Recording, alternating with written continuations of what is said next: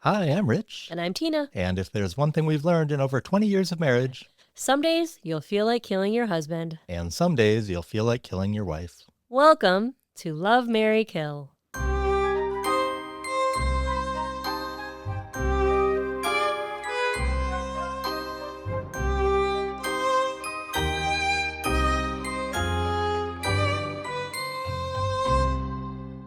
Hey, Tina. Hey, Rich. How are you today? I'm great. How are you? I'm good. Happy first day of spring. Yeah. Vernal equinox. Yeah. Did I get that right? I have no idea. Yes, I think you did, because it wouldn't be the autumnal equinox. Right. So vernal. Yeah, makes sense. Did you put an egg, like you're supposed to put an egg up on its end? No, I didn't do that. I've never done that. Maybe we could try that during our commercial break. Okay. Because it only works. Does it have to be a hard-boiled egg or a regular egg? I think it's supposed to be a regular And it's egg. supposed to balance on its end? Yeah. Only on the equinox? Well, I think that's actually been disproven that you can do it anytime. Oh, well, we'll give it a try. Maybe you're more determined to get it on the first day of spring. Maybe so. It is very Midwestern spring here today. We've had all sorts of weather. I know. It was beautiful a couple days ago, and now it's been snowing all day. And well, yesterday, storms. Wasn't it 70 yesterday? Yeah. Well, that's what they say in Michigan. If you don't like the weather, stick around. I think we've talked about that. They say that in a lot of places, don't they? Oh, I don't know, but I had never heard that until you said it every time it rained here in Michigan when I first moved here. So literally minutes ago, I just finished my NCAA bracket, and I think there have already been games. No, I'm just like, this one. I've heard Gonzaga is good, so yeah, that's kind of how I did it. My perfect bracket was busted after the first game, so I didn't finish mine before the first game, so mine is probably busted too. Probably. Oh well, there's always next year. So I smelled you cooking something. Yes. Something meaty. Well, you know what it is already because I do know. You're a little detective and you saw the things I bought and you figured it out right away yesterday. There were 2 ingredients that I knew that you said you went to the store to purchase, and I was like, okay, there's sausage and there's cheese. Yeah. So I made you sausage cheese puffs. Sounds good. And don't ask me how I came up with this idea. Is it like a Southern recipe? I have no idea. I started looking at Kentucky snacks because our case does take place in Kentucky today, but this is not a Kentucky snack. I just somehow ended up on a website with different snacks, and I looked at it. I thought, that looks really yummy. Yeah. And it's really simple, too. There's only 4 ingredients to the whole thing. So they're kind of like biscuits. Can you hold them up so I can see them? Yeah, they're a little... Oh. They look really good. It's kind of like from the distance, it looks like a cookie. Yeah, kind of. But they're more like biscuits than cookies. But have you tried one yet? I did, yeah. Oh, okay. That's okay. Would you like to try one? Sure. All right.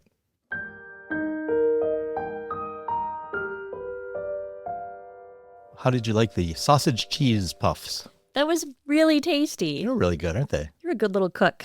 Well, there's really not a whole lot to it. It's basically just sausage, cheddar cheese, biscuit mix or baking mix, and a little buttermilk. Super simple. Definitely, like if you were a farmer who was going to go, harvest their fields, that would be a really nice hearty breakfast. Yeah. I think for the rest of us might be a little heavy, but it was really yummy. I would give it a 9 out of 10. Awesome. I would give it the same. What kind of sausage did you use? Did you use Jimmy Dean, Bob Evans? I believe it was Bob Evans. Why are sausages named after men? Isn't that strange? I don't know. It's a very good question. Never thought about that before. Thank you for bringing it up. Yeah, and you use just cheddar cheese? Yes. Well, kind of, you could use like a zesty or a spicy sausage, or you could use like a pepper jack cheese. Yeah, well, I thought about you could add some garlic to it or other things, but I just went simple since I hadn't tried this before. Very good. Well, today we are going to tell the story of Major Christian Kit Martin, Joan Harmon, Pamela and Calvin Phillips, and Ed Dansereau. This case was a suggestion from our listener, Julie. And Julie, I really appreciate the suggestion. And Tina, I know you're a little salty that I took this case. First of all, I just want to say thank you to Julie, because Julie is one of our OG listeners, and she's just a gem. She's so kind and supportive of the podcast, and we really appreciate Julie. So thank you for the suggestion, Julie. But yes, I had purchased the book that Julie recommended, and it was in my Kindle, and we share the Kindle. And did you see it in my Kindle, or how did you? No, I just saw it on our list of Oh, suggestions, okay. and I did message you, to be fair, and asked if you were doing it, and you said no, so I took it, and then you had some regret after that, I Well, think. because I did want to do it, but I'm sure you did a great job, and it's all good. I mean, I'm working on like 6 different cases. I Hmm. have like notes on all these different cases, so it's okay. You got it done pretty quickly, so I'm sure you did it Yeah. justice. And I know we say this probably about a lot of cases, but this one is really a fascinating case. I think Hmm. we'll have some really good discussion. There is a content warning. This episode will contain descriptions of child abuse that may be disturbing, so please listen with care.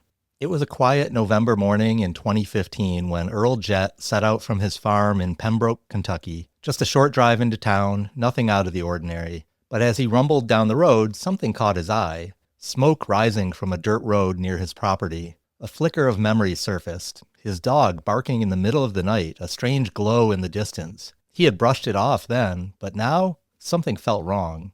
Curiosity got the best of him. He turned down the dirt road and soon stopped in his tracks. A car, charred, barely recognizable. He called 911. When first responders arrived, the horror deepened. Inside the burned-out vehicle were the skeletal remains of 2 people. And just a couple miles away, inside a quiet home, police made another grisly discovery. One more body, beaten and shot multiple times. A triple murder in a town of less than 1,000 people. The investigation quickly zeroed in on an Army major stationed at nearby Fort Campbell, Christian Kit Martin, a man with military training, a man with a past, a man who lived right across the street from the victims. The police believed they had their killer, but was Kit Martin truly a cold-blooded murderer, or had someone else been pulling the strings all along? Perhaps the person who had vowed 3 years earlier to ruin Kit Martin's life? Christian Richard Martin was born into a life of service. His grandfather had been in the Army Cavalry, and his father, a decorated Air Force veteran, served in Vietnam and dedicated 37 years to the military. Following in their footsteps seemed inevitable. Like many military families, the Martins moved frequently, even spending time in Europe. As a teenager, Chris embraced the family tradition, enlisting in the Army Reserves at just 17. After graduating high school and completing basic training, he enrolled at the University of Nebraska, juggling ROTC training, a part-time job, and his weekend commitments with the reserves. With so many cadets named Chris in the program, Martin decided he needed a standout nickname. He recalled a Boy Scout trip where his troop visited the grave of Christopher Kit Carson, the 19th century frontiersman. Inspired, he started calling himself Kit Martin, a name that would stick. During his officer training in Washington State, Kit met Stacy, a fellow ROTC cadet who was attending Middle Tennessee State University. They maintained a long-distance relationship while finishing school, Kit in Nebraska, Stacy in Tennessee. He earned his degree in geography in 1990, and by 1991 they were married. He was 22, she was 25. Over the next few years, they welcomed 3 children, Mackenzie in 1992, followed by Chase and Zachary. As part of his ROTC scholarship, Kit was required to serve full-time in the Army after graduation. He was stationed in California where he endured the grueling 12-week Ranger School training, but his true ambition was to fly helicopters. After completing his active duty service, he pursued flight training, while Stacy and the kids moved back to Tennessee so that she could be closer to family and earn her realtor's license. Kit's aviation career took off when he joined a company called Air Logistics, ferrying helicopters to and from oil rigs in the Gulf of Mexico. The job kept him away for 2 weeks at a time with 5 days at home in between. The strain of his schedule combined with financial struggles took a toll on the marriage. By 2004, Stacy asked for a divorce. Though officially separated, the couple continued living under the same roof while waiting for their house to sell. It was during this uneasy limbo that Kit took a step into the world of online dating. He posted an ad on Yahoo Personals, and one of the first responses he received was from Joan Harmon. Yahoo Personals. That's a blast from the past. I don't remember that. No. Did you ever use? No, I never used it, but I think it eventually became Match.com. Really? I think it was Match.com before there was Match.com. While Kit was adjusting to life as a newly single father of 3, Joan Harmon had a complicated past of her own. She was also a mother of 3, with her oldest child just 7 years old when she met Kit. How old were Kit's kids at this time, do you know? His oldest, Mackenzie, would have been about 12. She shared a tragic story. Her first child's father had died in a gruesome logging accident. He was decapitated. Her 2 younger daughters were from her marriage to Carlos Guerra, a man she said she had recently divorced. But according to Joan, the divorce hadn't ended their troubles. She alleged that Guerra was stalking and threatening her. Even more disturbing, she accused him of being abusive and of sexually assaulting their daughters. Wanting to help, Kit stepped in. He rented a U-Haul and helped Joan move into a rental property he owned. He didn't charge her rent and even gave her money for food and other expenses. Not long after she moved in, however, Kit began having doubts. Joan frequently recounted harrowing stories of abuse, not just from her ex-husband, but also from her father. Over time, some of her accounts seemed exaggerated, and inconsistencies started to emerge. Concerned, Kit ended the relationship. But then Joan called him with devastating news. Her brother had been killed in Iraq. Wanting to comfort her, Kit went over to see her. One thing led to another, and they rekindled their relationship. Around this time, Kit felt a renewed sense of duty. Since 9/11, he had considered returning to active military service, and with the Iraq War now escalating, he felt it was time. Before re-enlisting, he and Joan married in December 2004. Over the next few years, Kit served 3 combat tours in Iraq as a helicopter pilot, logging more than 1,000 hours in the air, 500 of those using night vision. Meanwhile, he, Joan, and her children spent time stationed in Germany before returning to the U.S. in 2010. Kit was then stationed in Rhode Island, where he pursued a master's degree in national defense at the Naval War College. By the time he graduated, he had achieved the rank of major and was assigned to the 101st Airborne Division at Fort Campbell, Kentucky. Looking for a home near Fort Campbell, Joan found an old house in the small town of Pembroke, Kentucky, about 15 miles from the base. Built in 1906, the house was a fixer-upper, but it had plenty of space. It sat on an acre and a half, and it fit their budget. But Joan and Kit saw potential in the place, viewing it as a project they could take on together. The first thing they did after moving was give the house a bold new look, painting the exterior a bright yellow. At first, life in Pembroke was relatively peaceful. Kit and Joan settled into their new home, and their relationship remained steady, though one point of contention began to emerge: Kit's ex-wife, Stacy. Despite their divorce, Kit and Stacy had remained on good terms, co-parenting their children without issue. But Joan wasn't convinced there still weren't feelings there. Even though Kit reassured her their communication was strictly about the kids, Joan's jealousy flared whenever Stacy entered the conversation. As time went on, tensions in the marriage grew. Because of Kit's military duties, the couple had spent long stretches apart. Now living together full-time for the first time, their differences became harder to ignore. Their arguments became more frequent and more intense. Kit began to feel that Joan intentionally started fights in front of the children, something that deeply bothered him. Despite the growing tension at home, the couple quickly became part of the Pembroke community. In a small town, neighbors tend to get to know one another, and Kit and Joan were no exception. Directly across the street lived Ed Dansereau, a man in his early 60s with an easygoing charm. A professional pianist, Ed had a deep love for jazz, but could play just about anything. He split his time between Pembroke and Bowling Green, where his girlfriend Sally lived. When he wasn't at the piano, he enjoyed cooking gourmet meals. I'll just say I found some YouTube videos of Ed, Oh, yeah? not video, just audio, but it was on YouTube with him playing the piano with his band, and really, really good. That's cool. Next door to Ed lived Calvin and Pamela Phillips. Calvin, a retired Army logistics officer, had served 17 years in the military, including a tour in the Gulf War. He was loud, gregarious, and could talk your ear off if you let him. His wife Pamela was his opposite, reserved, steady, and dedicated to her job as a bank vice president, where she worked long hours. The couple had a grown son, Matt, who lived in Louisville. Calvin and Ed were close friends. They shared a love of music, often spending evenings around a backyard fire, guitars in hand, playing songs over a few beers, sometimes into the early morning hours. Kit and Joan quickly integrated into this tight-knit circle. Not long after moving in, Calvin invited them to the annual Ham Festival in Cadiz. Yes, I want to go to the ham festival in Cadiz. You do love ham.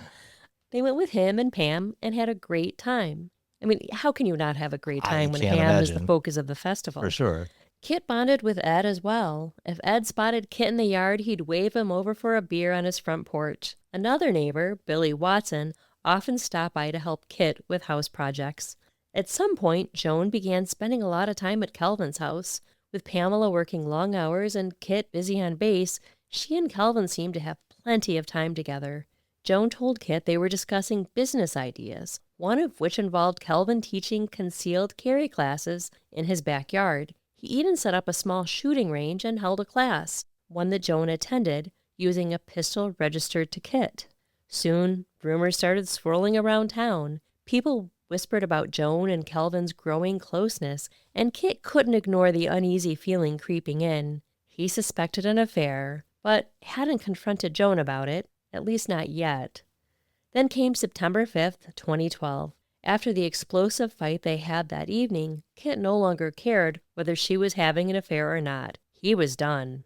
The fight began over something small, but it had been brewing for a long time. That evening, Joan found out that Kit had made plans to have lunch with his 19-year-old daughter, Mackenzie. She had recently transferred to Austin Peay University in Clarksville, Tennessee, only about 30 minutes from Pembroke, and had moved in with Kit and Joan, along with Joan's 3 children, 16-year-old Elijah, 11-year-old Alma, and 9-year-old Essie. Joan was furious that Kit and Mackenzie had made lunch plans without including her. That was the spark, but the fire had been building for years. They argued about money, especially Joan's habit of starting expensive home projects without consulting Kit. They argued about Kit's ex-wife, Stacy, and her frequent phone calls. Kit insisted they only spoke about the kids, but Joan refused to believe him. The fight escalated. Later, Joan would claim that Kit struck her in the temple with his fingers and hit the sides of her head with his fists. Kit's version was much different. He said he flicked her hair, that was it. Trying to cool down, he went upstairs, took a shower, and settled into the TV room to decompress. But Joan wasn't done. She followed him in and kept the argument going. That's when Kit decided he was done. He told Joan it was over. He wanted a divorce. According to Kit, Joan's response was chilling. Quote, "If you divorce me, I will ruin your career. I will ruin your life, and I know how to do it." Mackenzie, who was in the next room, later recalled a slightly different version of Joan's words, but the meaning was the same. "If you leave me, I will ruin your life, and I will ruin your military career." Then, Joan made her threat explicit. She said that she would tell Kit's superior officers that he had abused her. A domestic abuse accusation, true or not, could destroy Kit's career in the military. Kit called her bluff. "If you think you've been abused," he told her, "you should call the police." Before he could make a call himself, Joan dialed 911. What's going on, ma'am? My domestic abuse. My husband What's he doing to you? poking me in the head, screaming in my face, and threatening me. After hanging up, Joan turned to Elijah. Mackenzie, who overheard the conversation, later said that she heard Joan instruct Elijah to say that he had seen Kit hit her, something Joan would later deny. But Mackenzie immediately pulled Elijah aside and told him not to lie to the police. When Deputy Eddie Fry arrived, Joan wasted no time. "He beat the shit out of me again," she told him. Fry asked where she had been hit. Joan pointed to her temples and the back of her head. The deputy shined a flashlight on her face but saw no marks. Joan then suggested he speak to her son, Elijah, who had supposedly witnessed everything. Upstairs, the deputy questioned Elijah. "What did you see?" he asked. Elijah said that his mom was yelling at Kit and added, "He never touched her." "You never saw him hit her?" the deputy pressed. "No," Elijah confirmed. "He did not hit her." With tensions high, Kit agreed to leave the house for the night. He and Mackenzie packed some things and headed to a hotel. Before they left, Deputy Fry asked if there were any weapons in the house that should be secured. Kit, a gun owner, gathered his firearms, locked them in a safe in the bedroom, and removed the faceplate so that it couldn't be opened. The deputy, still wary, asked if Joan had access to any other weapons. Kit said, "She has a .45 caliber pistol in her glove box, but it's registered to me." Fry instructed Kit to retrieve that gun as well and secure it in the safe. Before leaving, the deputy asked Joan if she wanted to file for an order of protection. She declined. He also offered to take her and the kids to a domestic violence shelter called the Sanctuary. Again, she said no. But later that night, Joan changed her mind. She contacted the sanctuary and arranged to go there with her children, claiming that she felt unsafe, especially now that all the guns were locked up and she had no way to protect herself. Do you think that she was really in danger? I really don't know. I mean, it's definitely a classic he said, she said situation. It doesn't seem like, based on what her son said, that Kit had actually hit her, but he did have a lot of guns and he locked them in the safe, but he was the one who had access to it. He had the key, yeah. So I don't, I can totally understand that maybe she felt unsafe at that point. The next day, she changed her mind about the order of protection as well. She filed for an emergency protective order, or EPO, against Kit, stating that he had hit her in the temples and the back of her skull. Her written statement read, quote, "He threatened to harm me if I ever told the police, so I went to the sanctuary to protect myself and my children. I felt he would come back and harm us. He has abused us for years." A hearing for the EPO was set for September 18th, just 2 weeks after the fight that ended Kit and Joan's marriage. We'll be back after a break.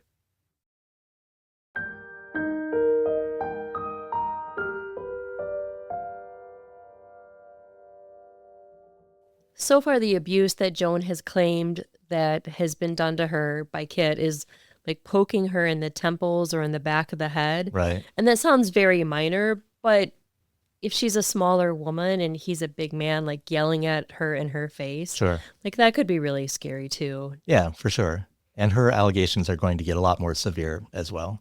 Both Kit and Joan had a lot riding on the outcome of the emergency protective order hearing. For Kit, the stakes were enormous. As a member of the military, a domestic violence ruling could not only damage his reputation, but also subject him to a court-martial. For Joan, the hearing carried financial implications. Without an income of her own, she could receive aid from the Family Advocacy Program at Fort Campbell if the judge ruled in her favor. The hearing began with Joan giving her version of the events from September 5th. She repeated her claim that Kit had hit her on the temple with his fingers and insisted that he had threatened her in the past, warning her not to speak out about his alleged abuse. Then Kit's attorney began questioning Joan about her history. Specifically, he brought up her previous abuse allegations against her first husband, Carlos Guerra. Under oath, Joan admitted that she had fabricated those claims after their separation. Next, Joan presented photographs of Elijah showing red marks all over his back that looked like welts or rug burns. She alleged that Kit had inflicted those injuries a few years earlier when they lived in Rhode Island. However, the judge refused to admit the photos as evidence, ruling that they were unrelated to the specific allegations being considered. Then Elijah took the stand, and what he said was drastically different from the story that he had told the police just 2 weeks earlier. This time, Elijah testified that Kit, not Joan, was the one yelling during the argument. He also claimed that he had seen Kit strike his mother. The judge reminded Elijah that his statements contradicted what he told officers on the night of the incident. Elijah's response, "I lied to the police." Joan's 2 daughters, Alma and Essie, followed with their testimony. They claimed to have overheard the argument and to have seen Kit hit their mother. The judge asked Alma if anyone had spoken to her about what to say in court. She said that her mom had told her to tell the truth, but also to, quote, make sure she told the judge what Dad did to her, unquote. Then it was Kit's turn to testify. Since Joan was representing herself in the hearing, she questioned him directly. Kit firmly denied ever striking Joan. But then, out of nowhere, Joan accused him of something new. She asked if he recalled throwing her down a flight of stairs. Kit appeared stunned. He denied the accusation outright and even offered to take a polygraph test to prove that he was telling the truth. Regarding Elijah's injuries, Kit denied ever intentionally harming him. However, he didn't rule out the possibility that the marks on Elijah's back could have been the result of the jujitsu and self-defense lessons that Kit had given him. Finally, Kit's daughter Mackenzie took the stand. She testified about what she had seen and heard on the night of September 5th, including the moment when Joan coached Elijah to say that he saw Kit hit her. After testifying, Mackenzie left the courtroom to wait in a conference room down the hall. While sitting there, she overheard voices coming from another conference room with the door open. Joan's children were inside. She distinctly heard Elijah say that he had testified to what Mom told me to say. Mackenzie immediately told her father, and Kit's attorney informed the judge. The judge called both Mackenzie and Elijah back to the stand to address the situation. Elijah, however, denied making the statement. Ordinarily, it would have been one step-sibling's word against the other's, But this time there was another witness, a lawyer from Kentucky Legal Aid who had been waiting outside the courtroom for an unrelated case. She stepped forward and confirmed that she too had heard Elijah's statement. With that, the hearing ended. So this lawyer who heard Elijah's statement had nothing to do with the case at all. She was just walking by or she just whatever? happened to be outside waiting for a different... She had no reason to make a false No, not statement. at all. After a brief deliberation, the judge returned with his ruling. He acknowledged that in a he said, she said situation, credibility was key. And while he didn't go so far as to say that the children had lied, he made it clear that Elijah's testimony had credibility issues, since he had either lied to the police or lied in court. Ultimately, the burden of proof was on Joan, and in the judge's opinion, she hadn't met that burden. He ruled in favor of Kit. However, to ensure that the two stayed away from each other, the judge issued a mutual restraining order for both Kit and Joan. Although Kit had been cleared of domestic abuse in the EPO hearing, Joan was far from finished. The next day, she reported Kit to Family Protective Services for child abuse. She also contacted the Family Advocacy Program at Fort Campbell with the same allegation. Meanwhile, Joan and the kids needed a new place to live. Kit had been granted exclusive use of the house until the divorce was finalized, meaning they could not return. That's when Calvin Phillips stepped in. He offered Joan and the kids a place to stay in a rental property he owned, asking only that she cover the $212 monthly mortgage payment. When Kit and Mackenzie moved back into their home after Joan had vacated, they found it nearly empty. Joan had taken everything that wasn't too heavy to move, including Kit's family heirlooms and photographs. But something else, even more valuable, had gone missing. At some point during Joan's move to Calvin's rental property, the two of them made a discovery, one that would shift the focus of the Army's investigation into Kit. Among the items they came across were a laptop and a collection of computer disks. Some were labeled in magic marker with the word secret. One was marked secret operations. Exactly where and when these were found remains unclear. Joan claimed that she had discovered them in a box covered with quilts while packing. She said she had moved the box to Calvin's warehouse and later found the materials there. Calvin, however, initially said he had found them inside Joan's house while helping her move. Later, he changed his story to match Joan's. Regardless of how they were found, Calvin, a longtime military man, immediately recognized the gravity of the situation. These belong to the Army, he said. You can't have these at home. On December 6, 2012, Joan and Calvin took the laptop and disks to the local FBI office and turned them in. Soon after, an Army intelligence officer contacted Joan. He wanted to know if she had ever noticed anything unusual about Kit's behavior. She said yes. While they were stationed in Europe, she claimed Kit would frequently disappear for 20 to 60 minutes at a time with no explanation. She also noted that he always seemed to have plenty of cash on hand. The implication was clear. Was Kit a spy? The Army Counterintelligence Command launched an investigation closely monitoring Kit's communications and activities in the months that followed. Meanwhile, Child Protective Services completed their investigation into Joan's abuse allegations. A month later, they ruled her claims unsubstantiated and declined to pursue the matter further. But the Army investigation, that was just getting started. One of the things I found interesting about this case is that, there are two systems of justice, one for civilians and one for the military. Yeah. And Kit was sort of embroiled in both, right? Yeah. He had two different kind of investigations going on at the same time against him. Unaware that he was now the subject of a classified military investigation, Kit tried to rebuild his life as a newly single man. His first priority was finalizing the divorce. But there was a problem. His attorneys couldn't find any record of Joan's divorce from her first husband, Carlos Guerra. When asked for proof, Joan said she would have to look for the records. If Joan had never actually divorced Carlos, it wouldn't just be a crime, it could significantly impact her financial claims. After all, it would be difficult to convince a judge that Kit owed her alimony as she was still legally married to someone else. As Kit worked through the legal battle, he also decided it was time to start dating again. He returned to Yahoo Personals, where he met Laura Spencer. Not the Laura Spencer from General Hospital, Luke and Laura fame, just in case you were wondering that. Do you know how old that makes you sound? Laura was a nursing instructor at Austin Peay University.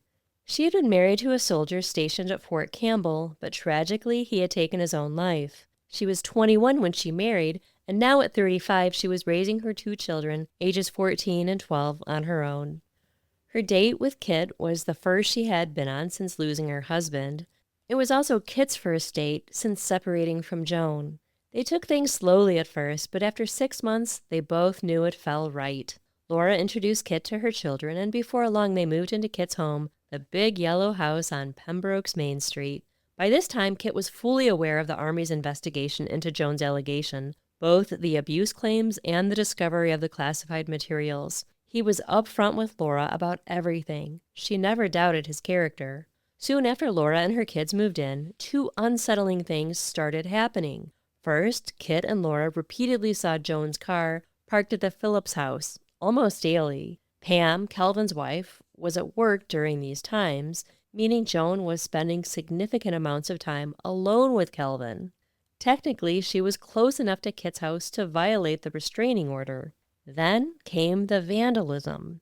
Kit and Laura's vehicles were repeatedly damaged with slashed tires, key scratches, and the removal of military ID stickers. They could never prove who was responsible. But one incident left no doubt that someone wanted to send a message. One afternoon, Mackenzie was heading to Walmart when she stopped at the end of the driveway to check the mail. As she got out of her car, she noticed Joan sitting on Calvin's porch, watching her, smirking. Mackenzie opened the mailbox and froze. Inside was a dead animal. Horrified, she slammed the mailbox shut, jumped back into her car, and drove away. In tears, she called her dad, who told her to take a picture of it when she got back. But when she returned home, the dead animal was gone. That's so horrible, isn't it? It is so horrible. Icky. Do you know what it was? No, I never saw what kind of animal it was. I'm glad you asked that because I really wanted to know for some strange reason, but I never found out. After 6 months of surveillance, the Army finally informed Kit that he was under investigation for wrongful possession and storage of classified information. Kit didn't hesitate. He voluntarily came in for questioning, sitting through 3.5 hours of interrogation without a lawyer. He answered every question and even invited investigators to search his home. Kit believed that Joan must have been the one who packed the classified materials, either by accident or on purpose, when she had helped clear out his office in Germany before their move back to the U.S. At the end of the interrogation, the investigators asked him to take a polygraph test, and Kit agreed. For 3 hours, he was strapped to the machine, answering question after question. Finally, the examiner determined the verdict. He passed. 3 hours? It's a long polygraph That's test. really long, because normally aren't they like 6 questions? Yeah, I was struck by the same thing. Like, how many questions Wow. could you ask in 3 hours? I guess military polygraphs are a whole different world. The investigators told him that with this result, the matter would soon be closed. But it wasn't that simple. Even though Kit had been cleared of espionage, he started feeling the effects of the investigation almost immediately. He wrote letters to the Army and to his congressman insisting that he had been treated unfairly. Instead of helping, this seemed to backfire. Despite his exemplary military record, his performance reviews suddenly tanked. He was passed over for a promotion, and most damaging of all, a red flag was placed on his record, marking him as being under investigation. Even though he had never been charged with espionage, this was a career killer. The only evidence against him was these, was it discs? There was a laptop and some computer discs. I think they were like CDs or DVD discs. And 2 of them, and you don't know what was on them. That's classified, so I can't tell you. No, I don't actually know because I think it was classified. I've read different things that there was some pretty important things on there, but I don't know specifically what they were. So it's not that he had information that he shouldn't have had. It was just that he shouldn't have had it at home. Okay. Yeah, I think in his role in the military, and again, I don't know exactly the details, I think he had access to things that were classified and confidential, but it's a big no-no to take any of that stuff. To copy it onto away. a disc and then bring it home, right? Right. The top legal advisor to the commanding general at Fort Campbell recommended that all the charges be dropped, but the acting base commander, Brigadier General Mark Stammer, ignored that advice. Instead, Stammer pushed forward with something called an Article 15. Under Article 15 of the Uniform Code of Military Justice, a commanding officer can impose non-judicial punishment for minor offenses. No court, no jury, just a swift decision. On paper, an Article 15 was a slap on the wrist. The worst that could happen, a fine, loss of pay, or a temporary restrictive status up to 60 days. But for Kit, it was far worse than that. Accepting an Article 15 would destroy any chance of future promotions, security clearances, or special assignments. His military career, his entire future, would be permanently stalled.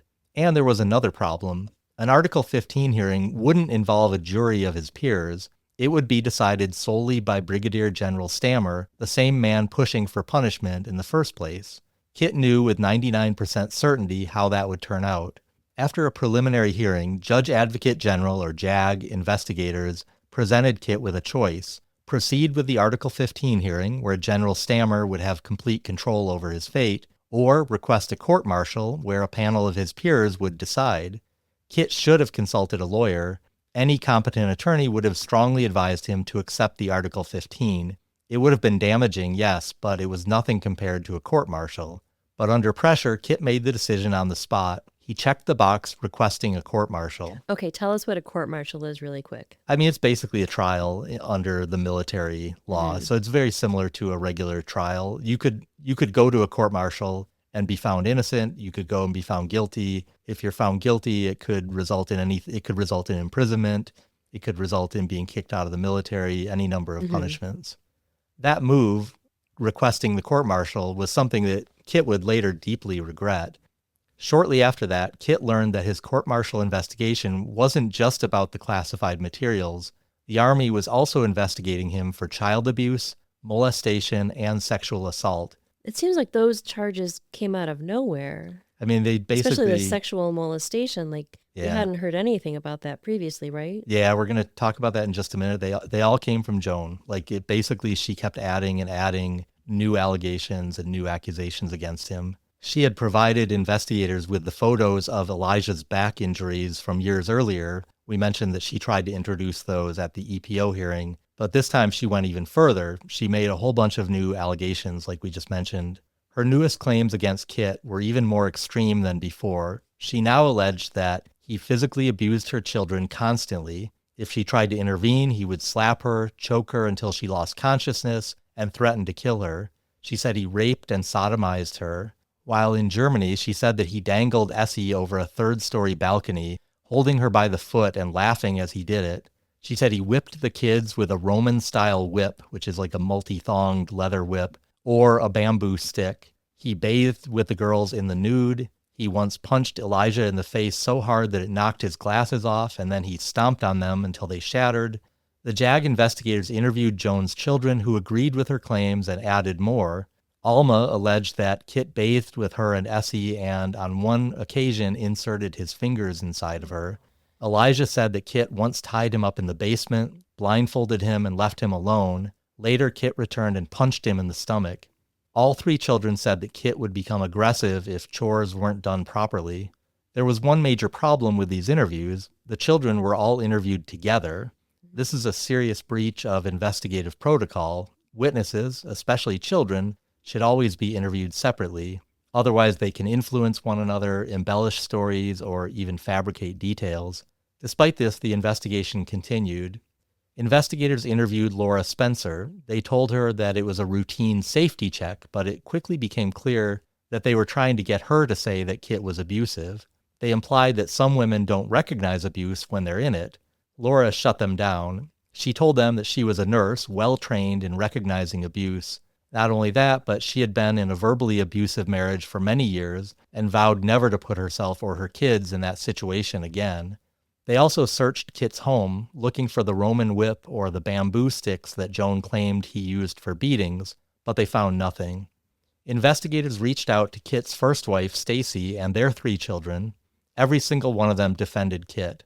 His son Tyler was especially blunt. Quote, "I stopped visiting my father when he married Joni because she is a compulsive liar. She made up stuff about me to get me in trouble. She picked fights with my dad whenever he spent time with us. I tried to get along with her, but after a while I quit. She's a crazy bitch and it just wasn't worth it."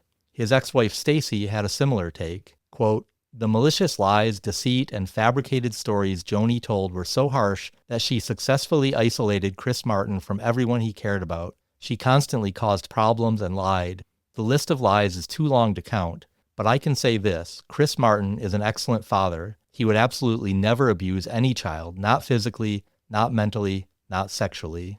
Mackenzie also spoke to investigators, recounting the dead animal in the mailbox incident and adding that Joan was emotionally abusive, not just to Kit's children, but to her own as well. When Kit was finally called in, he was stunned to learn the full extent of Joan's accusations. There were 13 new allegations against him: rape, sodomy, child abuse, child molestation, and more. He was floored. He swore that none of it was even remotely true. Wow.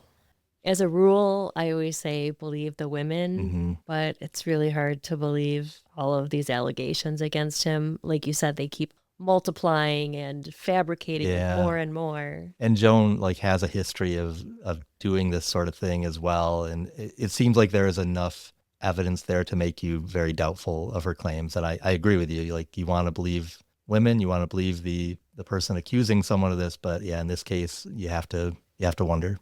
And it's sad that she put her children in that position. So the only people that could corroborate the abuse were her and her children. Yes. And, if they hadn't gone along with what she said, then they would have received, abuse from her. Maybe not physical abuse, but, mental abuse. Yeah, it's just horrible. The whole situation is horrible. There's no winners in this situation. We'll be back after a break.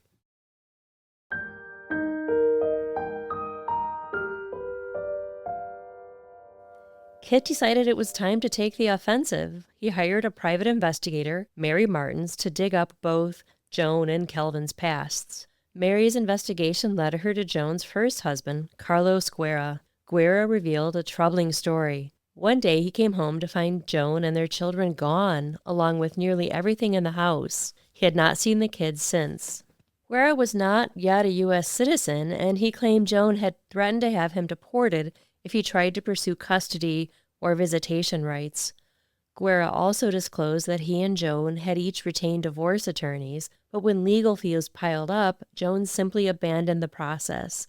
Legally, they were still married. That meant Joan's marriage to Kit wasn't just fraudulent, it was bigamy. Mary also uncovered evidence suggesting that Joan and Calvin's relationship was more than just friendship. Two separate individuals claimed they had walked in on the pair having sex at different times. One of them was none other than the chief of police. He recalled an incident that occurred before Kit and Joan had officially separated.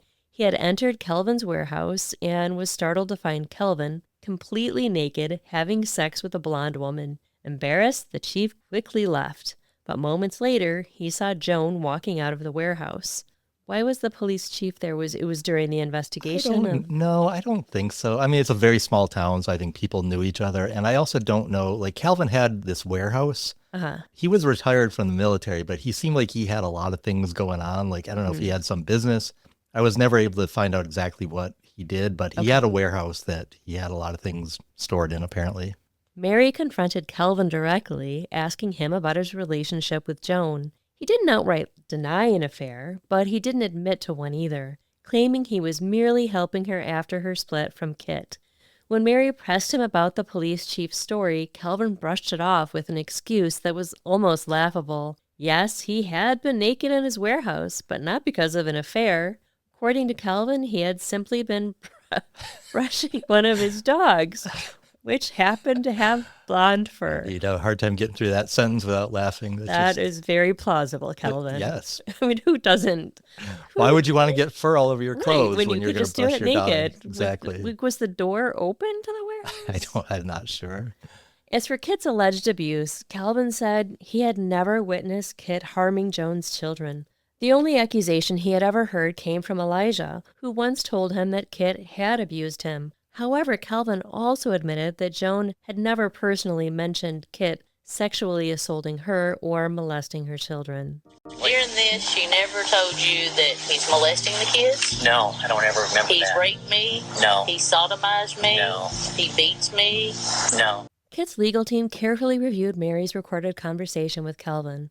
As the person who had discovered the classified information that Kit had possession of, Calvin was supposed to be a key witness in the upcoming court-martial hearing. But now, instead of seeing him as a liability, Kit and his defense team realized Calvin's testimony might actually work in their favor, and since they had his statements on tape, they could use them to challenge any contradictory testimony he might give in court.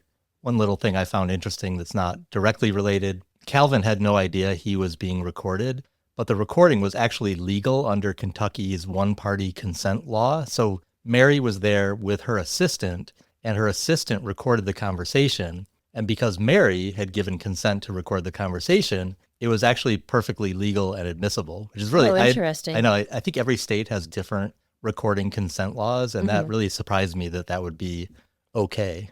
Feeling confident that Calvin's testimony would ultimately benefit their case, Kit's legal team made a bold move. They subpoenaed him, ensuring he would have no choice but to appear at Kit's court-martial hearing. The first step in a court-martial is an Article 32 hearing, a proceeding similar to a civilian pretrial hearing. Its purpose is to evaluate the evidence and determine whether a full trial is warranted. Kit's Article 32 hearing took place in July 2014. On the advice of his attorney, he chose not to testify. Given the seriousness of the charges, it was unlikely the case would be dismissed outright, and revealing their defense strategy too early could be a costly mistake. The prosecution relied heavily on testimony from Joan and her 3 children, Elijah, Essie, and Alma, who recounted the alleged abuse in detail. But under close cross-examination, Joan admitted that she never had sought medical treatment for any of the injuries she claimed Kit had inflicted on her or her kids. No other witnesses could corroborate the abuse allegations. The only physical evidence presented was a set of photos showing red marks and welts on Elijah's back. And those were the ones that Kit said had come from, like, he was helping him learn self-defense or something. He didn't say they came from that. He just acknowledged that it was possible that maybe he had gotten a rug burn or something when they were doing self-defense. And if you truly are a victim of abuse, then document it. Take pictures, write notes, keep a diary. I think it's really important that you have, some sort of evidence to back up your claims. Yeah, absolutely. When the hearing concluded, the child molestation charge was dropped. However, the charges of sexual assault, child abuse, and mishandling classified information remained. For Kit and his legal team, the Article 32 hearing was a wake-up call. While the physical evidence was weak, the testimony from Joan's children would be difficult to overcome. Kit's attorney recommended a drastic course of action, resigning from the military. If his resignation was accepted, the case would be rendered moot in a military court. Kit was torn. He had dedicated much of his life to the military, and walking away felt like admitting defeat. But faced with a no-win situation, he reluctantly submitted his letter of resignation. Brigadier General Stammer, however, refused to accept it. He viewed the charges as too serious to let Kit leave on his own terms. With no other option, Kit was forced to rescind his resignation and prepare for the battle ahead. I'm not sure how common it is to allow someone to resign when they're facing a court-martial. It seems like I can understand General Stammer's point of view would be like, well, yeah, you can't just get off that easy by resigning. Right. But I just don't know if that's a common thing or not. Because if the charges are military charges, a civilian court wouldn't be able to pursue the same charges. Right. Well, they definitely wouldn't be able to pursue the classified information charges, and they had already investigated the child abuse charges and declined to pursue it. Just a week after the Article 32 hearing, Joan found herself in legal trouble of her own. She was indicted for bigamy, despite having just testified under oath that she and Carlos Guerra were divorced. So it's probably lucky that she wasn't also charged with perjury. Yeah, for sure. This was a major setback for the JAG prosecutors handling Kit's court-martial. Joan was their star witness, and a criminal charge calling her credibility into question would weaken their case. Determined to protect their key witness, they launched a pressure campaign against the prosecutor handling Joan's bigamy case, Assistant County Prosecutor Catherine Garber Foster. According to Garber Foster, 2 prosecutors from Kit's case called her directly, urging her to drop the charges against Joan. She later described their tone as rude, and she said she felt pressured by them to back off. She said it was the first time in her career that she had felt that someone was questioning her prosecutorial discretion. Joan's legal team also attempted to intervene, filing a motion to have Garber Foster removed from the case. Their efforts failed. In the end, Joan had little choice but to plead guilty to bigamy. She was given 5 years of unsupervised probation, and her marriage to Kit was nullified. Meanwhile, Kit's private investigator, Mary Martins, continued digging, and what she uncovered was nothing short of shocking. For years, Joan had claimed that Elijah's father had died in a gruesome logging accident, even going so far as to say that he had been decapitated. But Mary discovered that this was yet another of Joan's fabrications. Elijah's father, Michael Atkins, was very much alive, head and all. Really? When Mary tracked Atkins down, he shared his side of the story. According to him, Joan left shortly after giving birth to Elijah, and he had never seen his son again. He also alleged that Joan had been physically abusive, recalling multiple occasions where she punched him in the face. Before ending the call, he summed up his feelings in one chilling sentence. "What can I tell you? She's the devil." Even Joan's own family had little good to say about her. Her sister told Mary that Joan had a lifelong habit of lying, so much so that she had long since given up trying to separate fact from fiction. Joan's father, who hadn't spoken to her in over 20 years, echoed the sentiment. Quote, "Joan always had a problem with telling the truth. She would make up lies and fabrications about just about anything and everything." After multiple delays, Kit's court-martial hearing was finally set for early December 2015.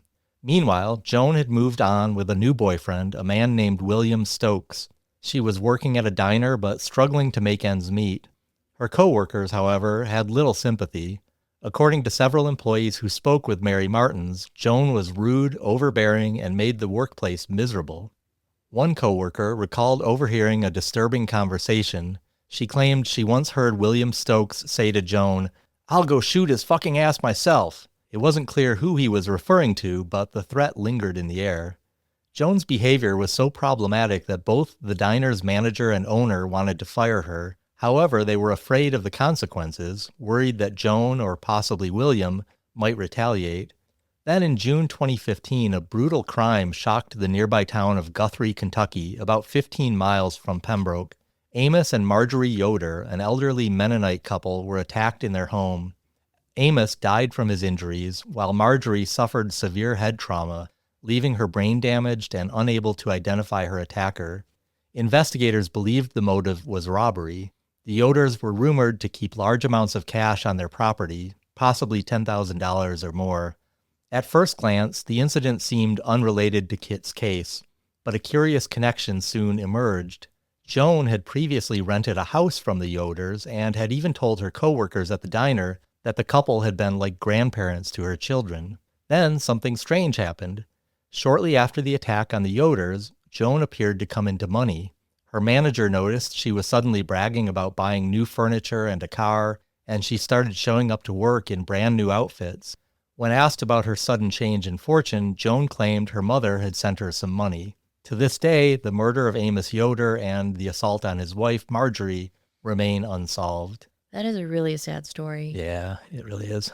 The stories of when elderly people are killed in their homes, they're just heartbreaking. I know. They're just so helpless, really, and someone coming in and doing that is just really cold-blooded and cruel. Yeah.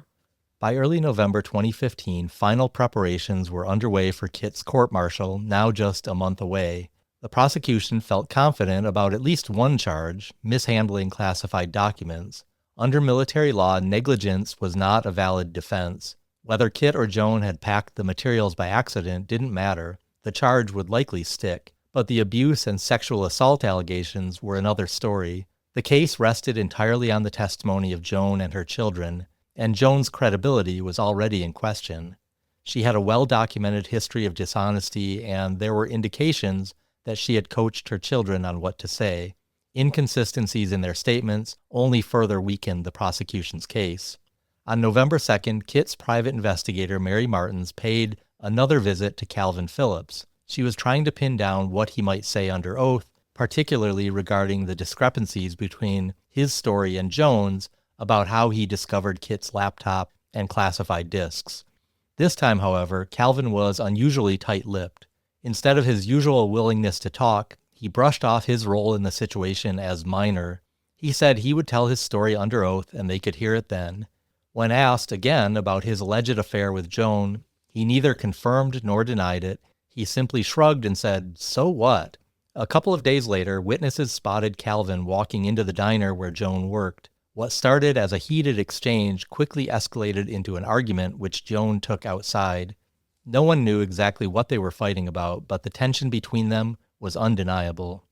Wednesday, November 18th, 2015, began early for Laura Spencer. She had nursing clinicals that morning and was out the door by 5:48 a.m., captured on Kit's security camera. Across the street, Pamela Phillips was also up early. She had 2 training sessions to teach at different bank branches that day. Though the Phillipses didn't have security cameras, she would have left for work around 6:30 a.m. Laura's children, Austin and Emma, left for school at 7:23 a.m., leaving Kit home alone for the next hour and 45 minutes until he departed for Fort Campbell at 9:11 a.m. That morning, Calvin and Pamela were expecting a special delivery. Their son Matt had bought them a new washing machine as an anniversary gift, scheduled for arrival between 10 and 12. Calvin was planning to be at home so he could receive it. At 10:40 a.m., Kit's next-door neighbor, Billy Watkins, stepped out onto his porch. Heavy rain had been falling for days. As he looked out, he noticed a maroon SUV driving down Main Street, followed closely by a white box truck. The SUV slowed near Calvin's driveway, signaling to the truck, apparently helping the drivers locate the correct house. The box truck then backed into the driveway while the SUV turned around and drove away.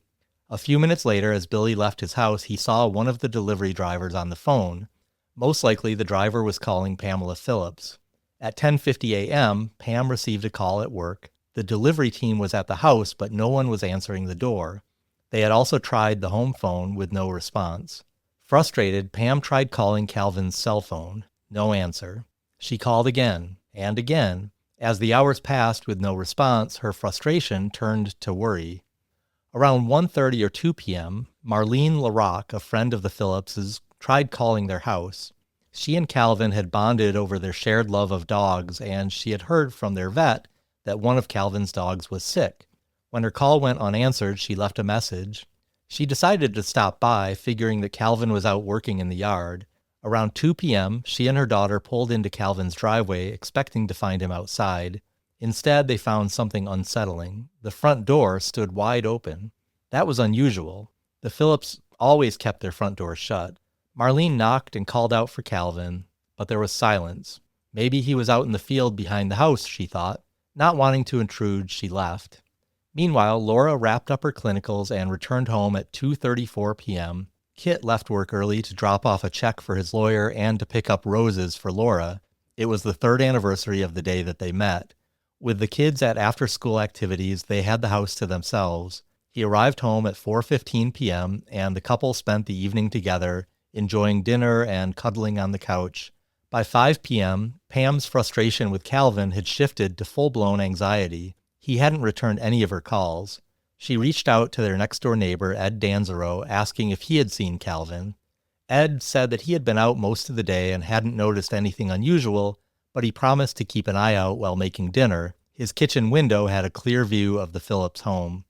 After calling Ed, Pam left the bank and hurried home. But when she arrived, there was still no sign of Calvin, inside or outside. Growing more concerned, she checked the home answering machine and heard the message from Marlene asking about Calvin's dog. Pam immediately called Marlene back. The conversation took a chilling turn. Pam asked if Marlene had seen Calvin that day. Marlene told her about stopping by the house and finding the front door wide open, but no sign of Calvin. Pam mentioned that his keys and wallet were still on the table, raising the possibility that he had wandered out into the fields behind their home. She told Marlene she had asked a neighbor to check. Then suddenly Pam said, "Hold on, don't hang up. I think I see something." Then there was silence. Marlene waited, straining to hear anything on the other end of the line. Then a sound, a startled yelp, not quite a scream, more like the kind of noise someone makes when they jump at the sight of a mouse. And then nothing. Marlene held on, listening for any sign of Pam, but the silence stretched on, cold and unnerving. After several minutes, she finally hung up. A gnawing unease settled over her. She turned to her daughter. "We need to go back over there." By 6 p.m., they were back at the Phillips house. The front door was still wide open. Marlene knocked and called for Pam. No answer.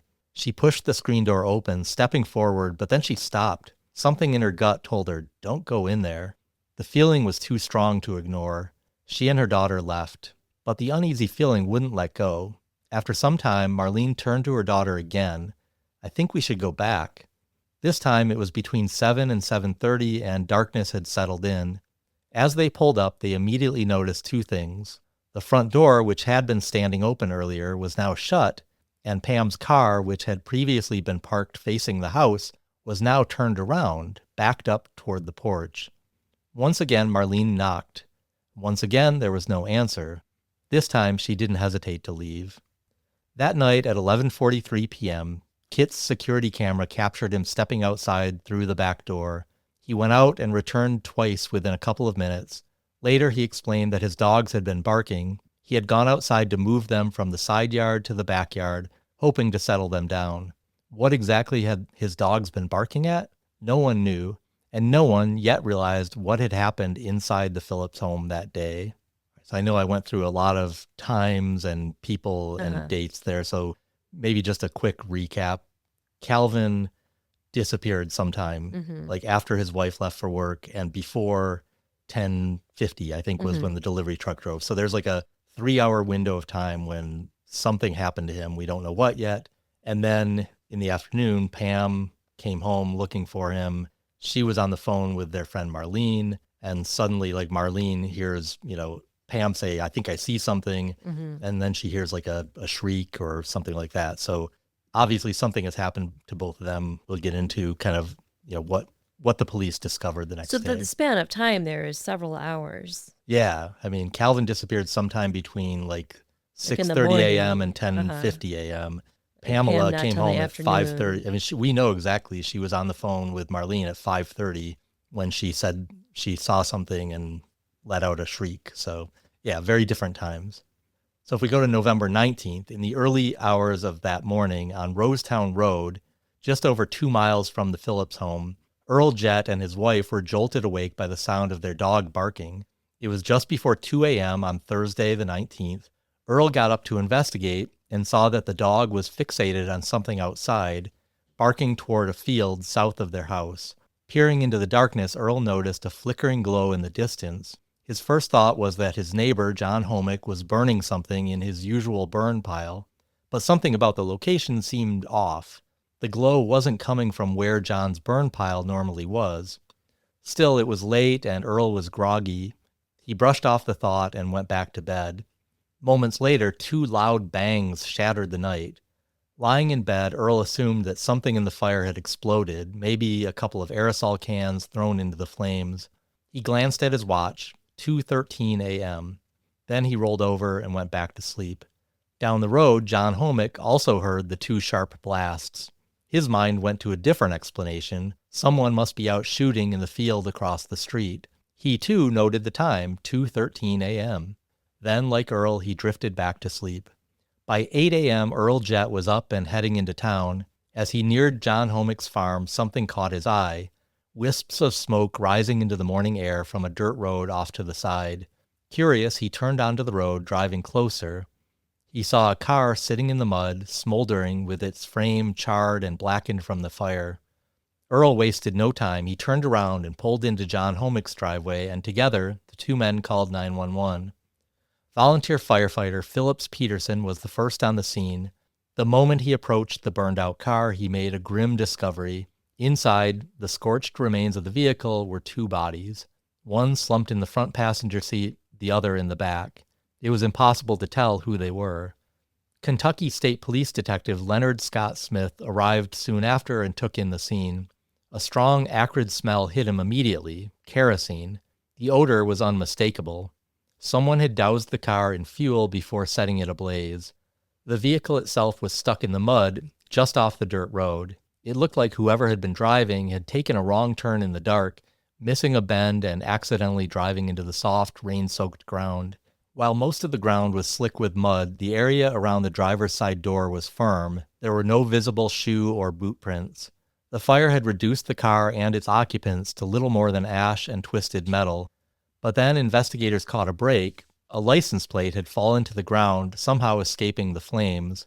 They ran the number and found that the car belonged to Pamela Phillips. So whoever had been driving the car, we don't know who it was. We don't know where they went. Right.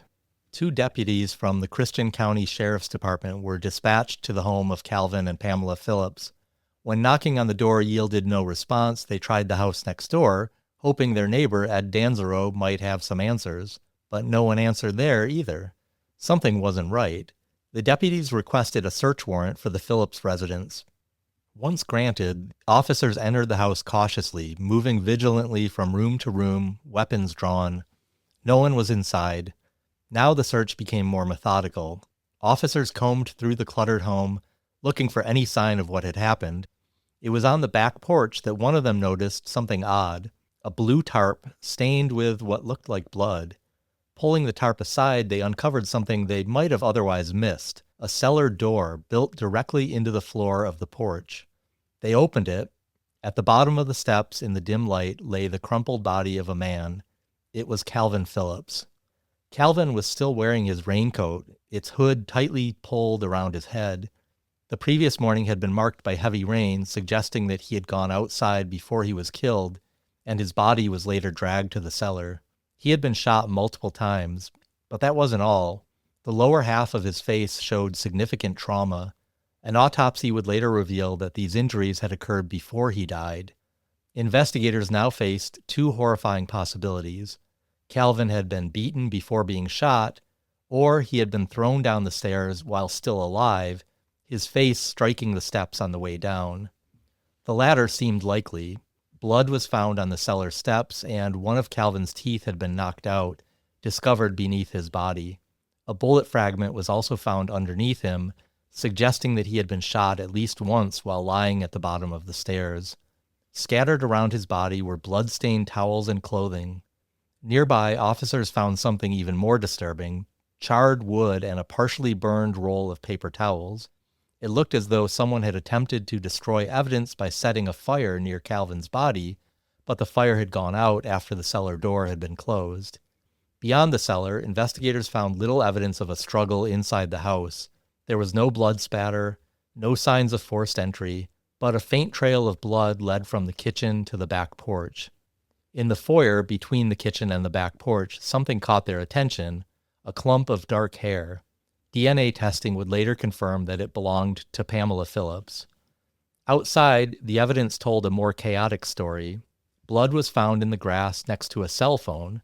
A small caliber handgun was discovered in the backyard near the driveway, beside another blood stain. Additional blood spots dotted the sidewalk, connecting the back porch to the driveway. Back inside, another oddity emerged. Calvin's wallet and cell phone were sitting on the top shelf of a built-in bookcase in the foyer near the back porch. This contradicted what Marlene LaRocque, a friend of the Phillips family, would later tell police. Pam had specifically mentioned that Calvin's wallet and keys were on the table, so someone must have moved them. The house was cluttered. Calvin was known to be somewhat of a hoarder, but amid the mess, one piece of paper stood out. Lying on a table in plain view was a subpoena. It revealed that in less than 2 weeks, Calvin Phillips was scheduled to testify as a witness in the court-martial trial of Christian Martin. Christian Martin, the man who lived right across the street. Deputies began canvassing the neighborhood, hoping to find anyone who might have seen or heard something unusual. Their first stop was right next door, Ed Dansereau's house. They knocked, but there was no answer, and then they noticed something unsettling. Ed's side door was wide open. Calling out as they entered, deputies stepped cautiously inside. The house was empty, but it looked as if Ed had left in a hurry. On the kitchen counter, an uncooked fish fillet sat out, forgotten. The TV was still on, flickering in the dim room.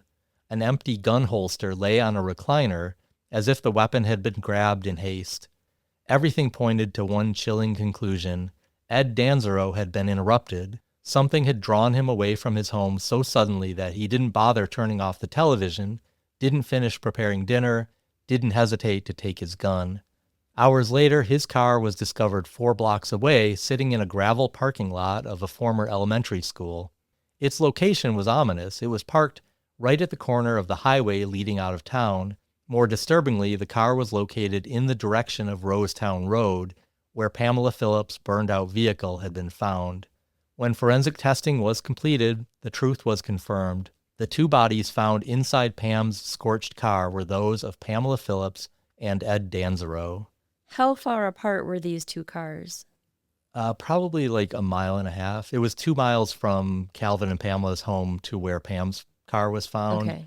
And then Ed's car was found like in that direction, but like 4 blocks away. So maybe a half a mile at most. Well, that is where we're going to end part 1. Okay. But before we do, I just want to talk a little bit more about the crime scene because I think I went through a lot of details there. It's sort of bizarre. So Calvin was found at home in his cellar, beaten and shot. And then Pam, who was obviously killed Hours later, yeah. Her body and Ed's were found in a car that the killer had driven them out to this country road, set their car on fire. And then Ed's car was found somewhere in between the two cars. So what are your initial thoughts on like, what do you make of that crime scene? Like whoever killed them, why would they have done all these different things? First, I have a question. How big were Ed and Calvin? Would one person have been able to, well, I guess you said Calvin was probably thrown down the stairs. Yeah, I don't know how big either. It's a good question. I don't know how big either of them were, but it does make you wonder if more than one person would have had to have been involved. That was partly my point, yeah. Because it seems like Calvin for sure was killed outside. Like they found blood on the grass. There was no blood spatter in the house. So someone had to have taken him into the house. There was a tarp there, so they could have used the tarp to drag his body into the house and throw him into the cellar. Exactly. Or was the cellar outside of the house? It was on the back porch, so it was like, I think it was like a screened-in back porch. And then loading both Pam and Ed into the car would have also taken a fair amount of effort as well. Well, and in broad daylight? Well, that's the other weird thing about this is the killer had to have come back to the house 3 times. They had to have been there once when Calvin was killed. Then they had to come back later at 5:30 p.m.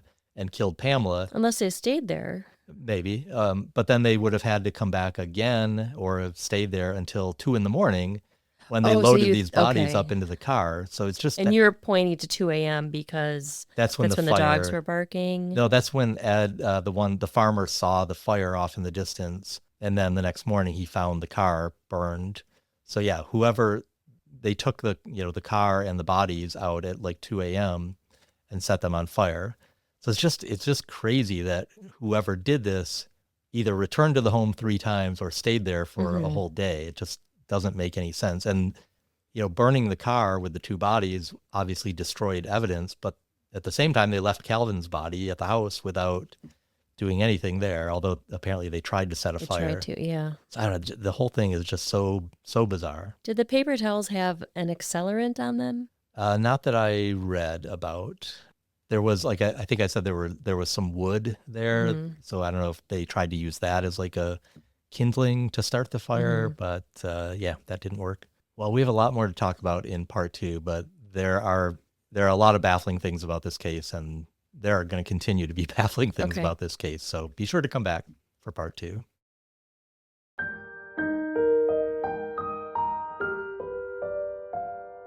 As we talked about, spring is here, and with spring come birds. Baby birds. I'm at war with the birds right now. We have been at war with birds for years, right? And the thing is, I love birds. I really do love birds. We feed them, and we have a book on birds that we look up. We what get type excited of birds. when we see a new bird that we haven't seen in a while because we're not cool anymore. I have an app on my phone that can identify the type of birds in your yard based on their song, but they torment us. They do torment us. Last year, in particular, we had a bird make a nest in our mailbox. Like our mailbox has a little open space underneath it where you could put like flyers or newspapers or whatever. And a bird made a nest in there, and it made our life a living hell for like 3 weeks in a row. You couldn't go anywhere near the mailbox without getting dive bombed. I remember one time I went for a walk down the street and the bird followed me. And it dive bombed me for like a quarter mile as I walked. It did. I remember I was there. And in our backyard, they build their nests under our deck. Yeah. And same thing happens. They'll like get very irritated if we go out on our deck. But this year you said, I'm gonna win. Had enough. Had I enough am of it. a step ahead of the birds. Yep. So I did some Googling, I did some research, Mm-hmm. and I found these little spikes, these like plastic spikes. Because he's a cruel, cruel man, I mean, listeners. this is not intended to hurt the birds. It's intended to deter them from building a nest. And so, Well, it's kind of funny. As a side note, for Christmas, I got you something called the Shakti mat. yes. And you have a pillow and this little mat, and it's essentially like a little- plastic bed of nails, Yes. and it's supposed to, really, I bought it as a torture device, but don't tell them that. It's really supposed to help you sleep better. Right. And has it I helped you love it. sleep? I think it's been really good. I lay on it for like 20 minutes every night before I go to sleep. But so the spikes I bought, maybe It's like a they have a little little Shakti bit of a mat little for the birds. similarity. Mhm. But I bought these spikes and I spent like hours under our deck putting them on top of all the joists where they build their nests. It was an A+ effort. It really was. And within 24 hours, Yeah. the birds started building nests on top of the spikes. You were pretty upset about that. It And to me, when you got them, I did kind of think like, that looks like the perfect vessel in which the bird can place its nest where the nest wouldn't get blown away. I think that's exactly what the birds thought as Mm-hmm. well. They were like, oh, look, this homeowner put this nice thing here to keep our nests secure. And so they started building their nests on top of the spike. Of the spikes. So then I was not done yet. Mm-hmm. I went and I bought some dangly mirror things. Yes. Very classy. Our Yes. deck looks so cool. It's so great right now. So apparently if you hang these mirrors up, like the sun shines off them or the birds see their reflection. Wait till the homeowners association gets a load of those. Yes. And that also has failed Foiled miserably. again. Yes. Darn it. So I've now given up. Give it up. Well, so the birds, the ones under the deck, it depends what you're doing. We have a hot tub under the deck, which we almost never use. And really, the birds are only bad for a few weeks. Well, and some are worse than others. Some breeds of birds are like, oh, whatever. Yeah, I'm but chill. robins are Ugh. particularly aggressive. Yeah, we had a really aggressive robin out there. Well, at our old house, those were the ones that tormented me. Yeah. For literally, like I think it was at least 3 Yes. years. Yep. And I don't know if it was the same robin, but they would like just all day long just fly into our window over and over. And we tried a lot of different things. We put up foil, we put up balloons, We put up pictures of giant hawks. yeah, and the bird would just bang into the window like all day long. long. It was really tormented me. Like what's going on now, it doesn't bother me nearly as much as the bird at our old I know. house. And gratefully, we don't have that situation. But our old house, we had woodpeckers. Our house was cedar sided, so there Yeah. was woodpeckers and Carpenter bees and so many things. But that robin, it had to have brain damage because it would just all day long bang into the window, go back, bang into it again. that was tough. Well, I applaud your efforts. Yeah, I feel But nature I feel is like I usually going to failed. beat man, I think. Yes. Nature is always going to beat man. Well, I did leave the spikes in the mailbox, and so far no nests are in there. So I'm hopeful. Well, you at had a least- little piece of wood, and I thought that was a pretty Yeah, good it idea. just But you're, wasn't- I don't know. yeah. Well, if you have any great ideas for us out there, let us know how you have. Yeah. Well, now it's too Outsmarted the late birds. because now they're going to be laying eggs any day now, and we can't disrupt that once they lay eggs. It's I told you to go down there with the weed, or not the weed whacker, but the leaf blower. the leaf blower, and just blow off all their nests. And I think I you did. I might have did. done Yeah, that. yeah. I mean, because there weren't any eggs yet. You No, wouldn't do they that. had You're not a they- complete monster. No, If their there were nests. eggs, you wouldn't have done Their that. nests were just in the beginning stages of being built, and I blew them off. I did that 2 days in a row, but then I was like, whatever, Yeah. have at it, have fun. Well, then we have those other little birds that just run around, and Killdeer. it's the worst nest ever. I but love yeah. the killdeer. I mean, the cute, they're adorable, and Yeah, nothing they is are. cuter than a baby killdeer. But their nests, they lay them in our mulch on Right. the ground, Yeah. or actually sometimes in the the literal middle of the yard in the grass. And then the person who mows our lawn has to go around them I for a know. few weeks. But Yeah, they're so adorable, though. I love them. they're very cute. All right. Well, enough bird talk. We should probably move on. Well, thank you all so much for listening. We really appreciate it. If you want to listen to part 2 of this episode, join us on patreon.com/lovemarrykill for early ad-free episodes and a monthly bonus episode for $5. We thank you so much for your support. The only reason that there is a podcast is because of you. Please rate, review, follow, and subscribe. Find us on social media or send us an email at lovemarrykill@gmail.com. Until next time, Don't kill your husband. and don't kill your wife.